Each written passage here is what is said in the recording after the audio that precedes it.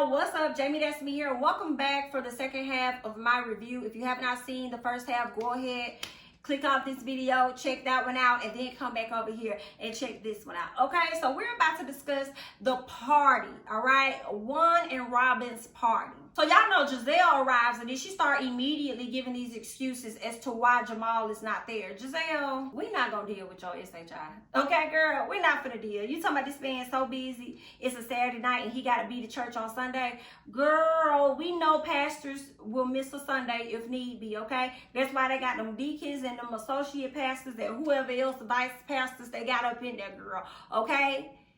So if they need to do it, they gonna figure it out.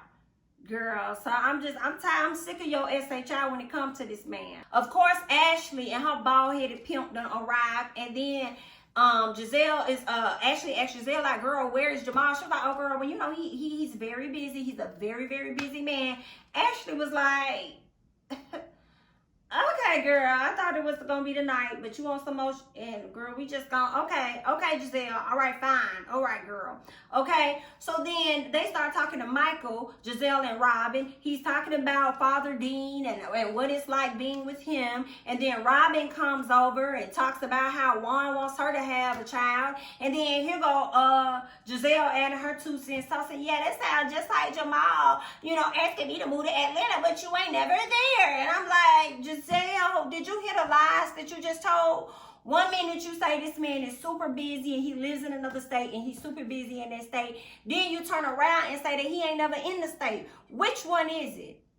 Okay, he ain't never in the city. He ain't never in the state. Which one is it, Gizelle? Because America is confused. So you telling us that Jamal can be anywhere and everywhere but with you. Girl, if you don't get the ASAP, get the hell on. Because I'm not finna. Girl, I don't want to hear nothing about Jamal at the reunion. I don't want to hear nothing about Jamal at the reunion. Okay? And don't be trying to Skype him in because we know he only do technology. Okay? Don't be trying to Skype. We don't want to hear nothing Jamal got to say. Y'all don't even bring him up. Okay? Ooh, I don't want to hear that. He's not adding no value to her.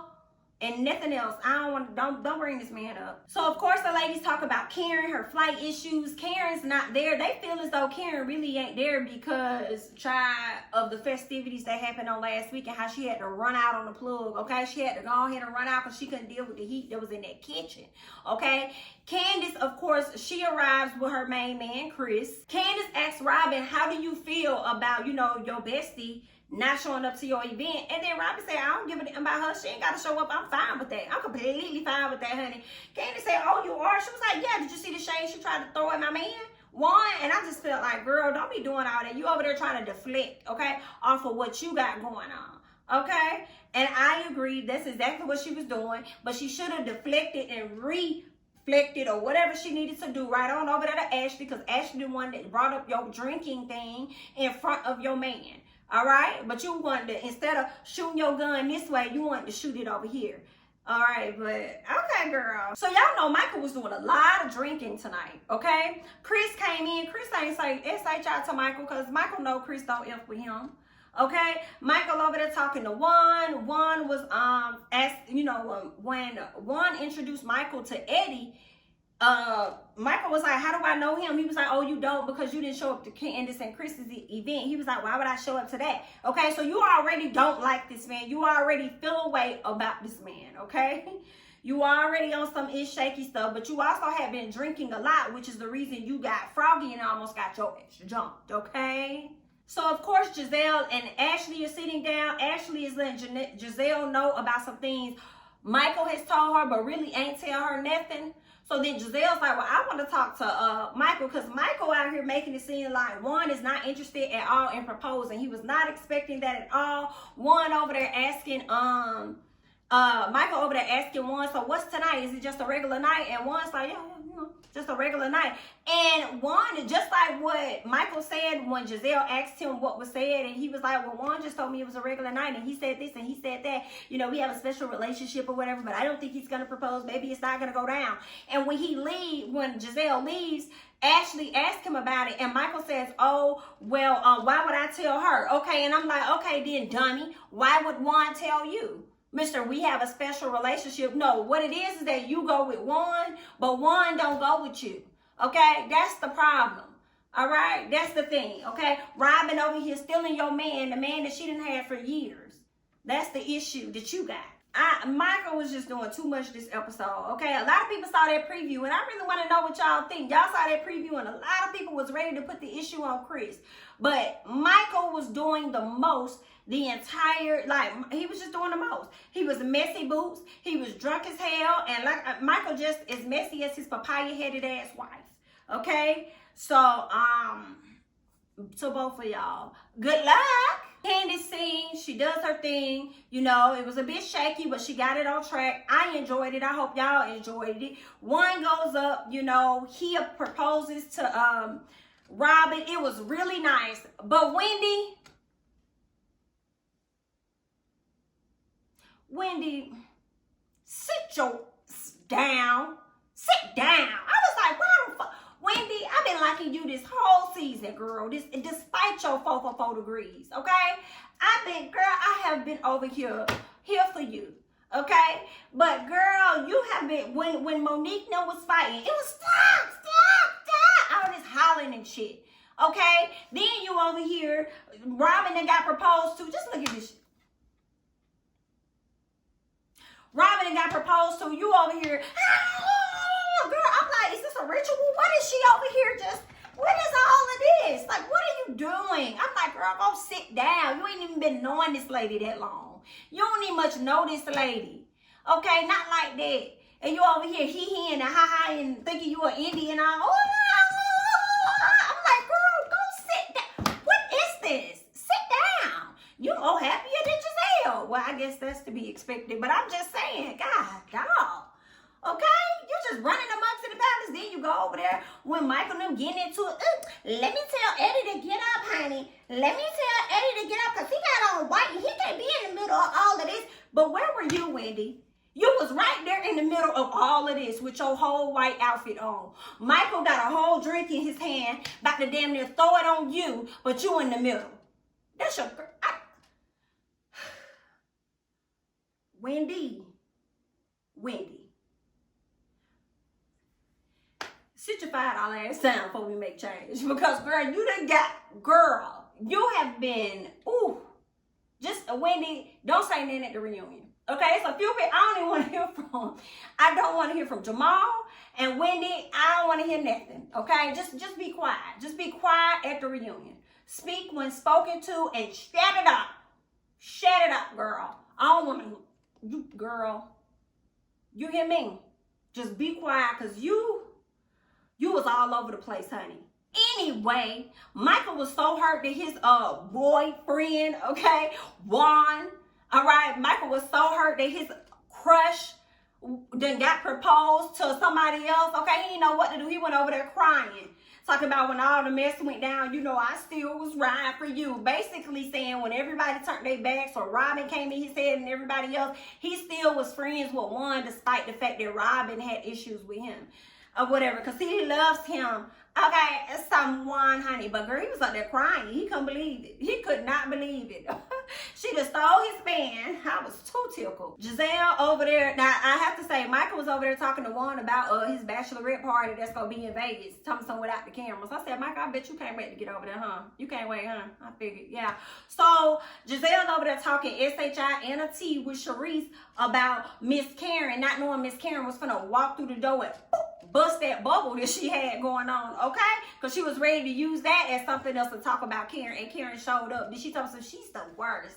She's just the worst, but she still showed up. So I'm confused on what your issue is, girl, okay? I do believe Karen probably was not going to show up, but she decided to show up like, let me go ahead and face these girls because I already know they're going to try and say I ain't want to show up because of the stuff that happened last week, you know, even though they did me wrong, let me show up for them. And that's what she did. So when Karen comes, she sits down with the ladies, she tells them like, you know, y'all have been forgiven And they like, we've been forgiven, you know. Robyn says, girl, I thought you wasn't gonna even show up because of the stuff that happened on last week, you know. And then Karen tried to kind of like make a light joke of it because she really didn't want to talk about it. She was just like, girl, I mean, no, you know, y'all forgiven, like I said, but y'all owe me a dinner date because I had to have KFC and all this other stuff, right? So Candiace calls Karen out about that whole phone call situation. Like, girl, you sent out that text message, but of course you gave me a call or whatever. Then of course they start getting on the subject of Monique and how, you know, Monique is apologetic. Candiace starts yelling like, y'all sitting up here taking in that BS that she out here giving to y'all or whatever, and it's all a front, all this other stuff. And I'm just like, Candiace, if you know they ain't for you and they ain't got your back, why do you continue to allow yourself to get upset by these ladies? Okay? Miss Karen sees Gizelle and Robyn before they works at times. She don't really get upset. She just get with their ass. So just get with them. All right? And just like, it ain't no point in even yelling at them or getting upset. They gonna do what they want to do. They gonna be who they want to be. You not in control of who those people are. So just let it ride. Let them do what they gonna do. They full of shit. We know this. Now, while these ladies over there arguing, what do we see? We see Michael over there flirting with Eddie, Wendy's husband, ready to get him since he can't get Juan.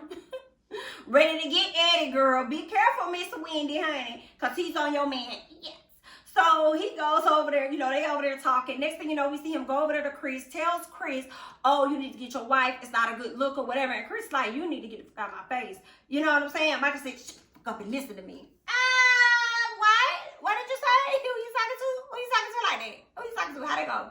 They don't go like that, okay? So they immediately made Chris turn around. And I don't blame Chris because you know I don't fuck with you. You know I don't like you. You know I've been staying out your way. You know I ain't been getting close to you. You know, okay? So for you to come over here, you of all people to come over here and tell me something about my wife when we all are sitting in the same room seeing these ladies argue, seeing these, everybody can see that they're filming. Ray is standing right next to it and his wife is one of the ladies being yelled at.